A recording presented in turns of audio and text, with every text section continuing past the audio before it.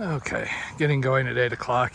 This is the first morning in quite a while I've had internet and enough power to use it, so it's been productive.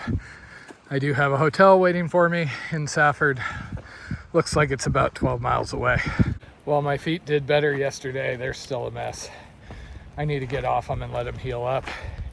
Honestly, if they're not better by Sunday morning, I may extend and do a 00 just to get back to where I can enjoy hiking versus limping along.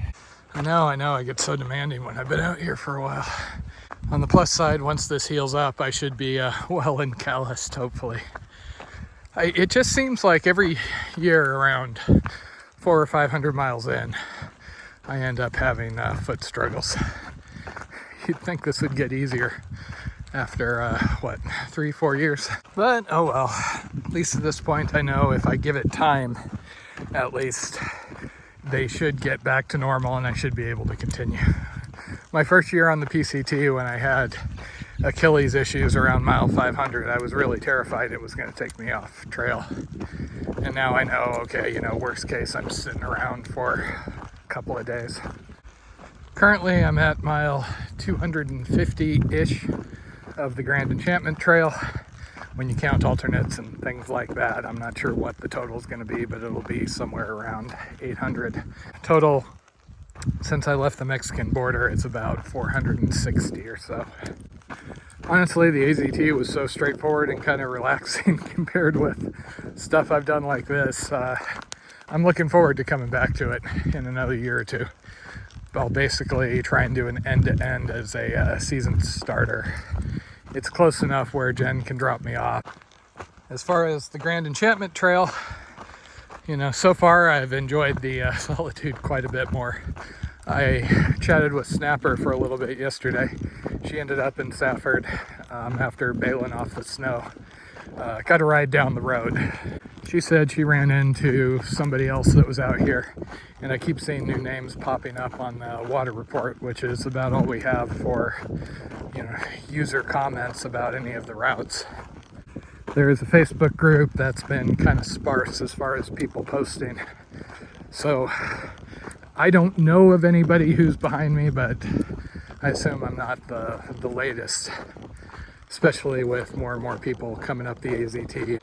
Does look like NPS is taking a hard line on the whole trail closure. I have seen a good number of people posting about jumping off. There were a few people that flipped up and basically ran through before the closure started on April 12th. But vast majority of people are not going to be able to do an end-to-end this spring, unless they wait until after June when it opens, or come back in fall, which seems to be what a lot of people I talk to were doing. There are more snow issues ahead. Considering the state of my snow gear, basically my snowshoes are in for repairs, and my micro spikes and ice axe are basically out in Colorado. At least at the moment, I'm going to lean towards just doing the lower altitude alts rather than trying to pound through on snowfields I don't feel good about. Like I've said before, happy to do snow, happy to do distance. Not that wild about the combination.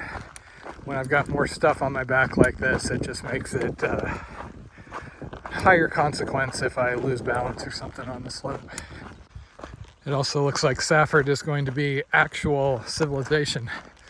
Not only do they have a Walmart, which is going to be helpful because there's some things like water filters they often carry under MSRP, but there's even a Domino's, so I can get ultimate pepperoni tonight. I found the Domino's pepperoni pizza to basically be like the Starbucks dark roast for me. It ain't the best, but wherever you go, it's consistent, and you can often get it. Plus rewards. When Jen and I were on the Appalachian Trail, there was a couple of hotels that were a little bit odd. One building in front of another building, things like that.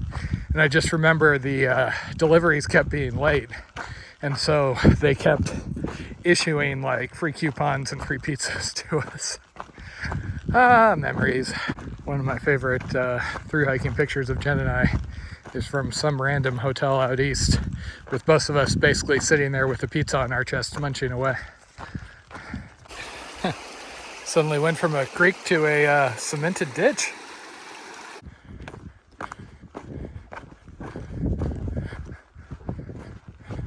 So this is looking back at the Pinellas. I believe that north face that I was concerned about is that thing.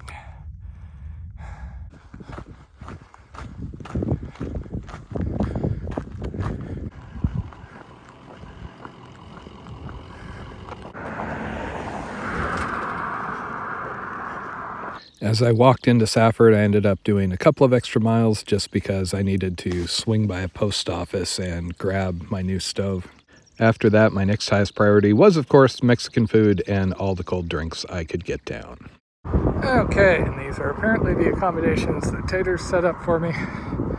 Quite frankly, I am very much looking forward to getting out of the sun and off my feet. Since Jen had booked me for 2 nights in the hotel, I didn't have to run around and do laundry right away. Instead, I kicked back and relaxed for the night.